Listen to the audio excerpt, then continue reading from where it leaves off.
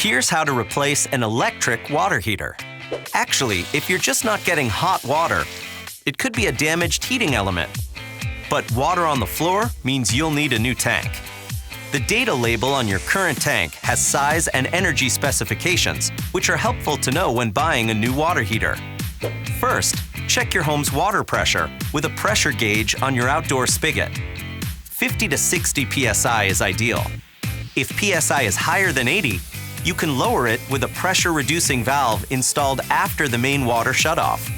An inline pressure gauge and a thermal expansion tank are good to have too. The expansion tank helps alleviate excess pressure in the lines. You can install an expansion tank easily with push-fit fittings. They simply slide onto the pipe, no soldering needed. And to remove, use the simple removal tool. If you decide to solder, deburr, and clean the pipes and fittings. Apply soldering paste and assemble. Then heat the fitting and solder.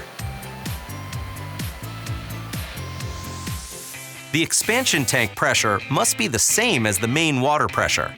Use a hand air pump to increase the pressure or depress the valve to lower it. To remove the old water heater, turn off the electricity at the circuit breaker. Check that the power is off with a voltage detector. Use tape to mark how the wires are connected and disconnect. Open a faucet on hot and let it run until the water is cool.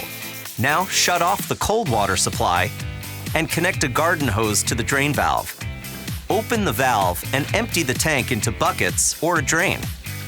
Opening a hot water faucet can help the tank drain faster. When the tank is empty, remove the discharge pipe from the temperature and pressure relief valve, also called the T&P relief valve. Disconnect the water supply pipes. If you have to cut them, leave them as long as possible. Then remove the old tank. To install the new tank, set it in a drain pan. Avoid possible flooding by routing to a drain. The T&P relief valve opens when temperature and pressure are too high. Install the discharge pipe on the valve to direct the water toward a drain.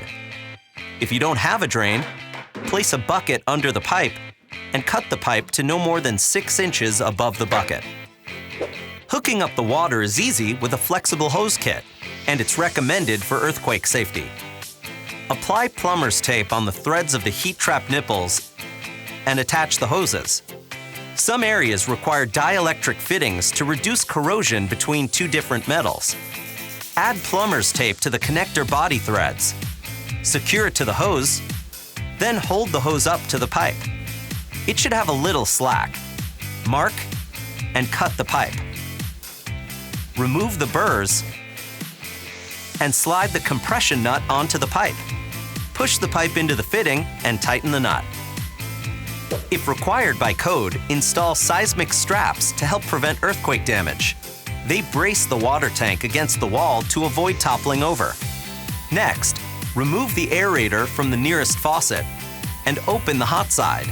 Turn on the cold water supply and check your connections for leaks. If everything is good, continue filling the tank. When water runs from the faucet, the tank is full. Let it run for about 3 minutes to empty air out of the tank.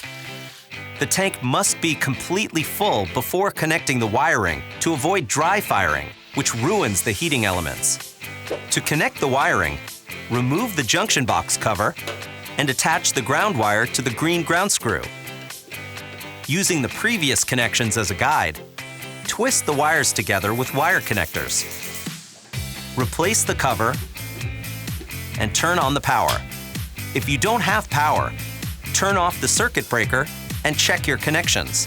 Follow your manufacturer's operation instructions. It might take several hours to initially heat the water. 120 degrees Fahrenheit is recommended. After a few hours, check the discharge pipe. A dripping pipe usually means the pressure is too high. Turn it down below 80 psi.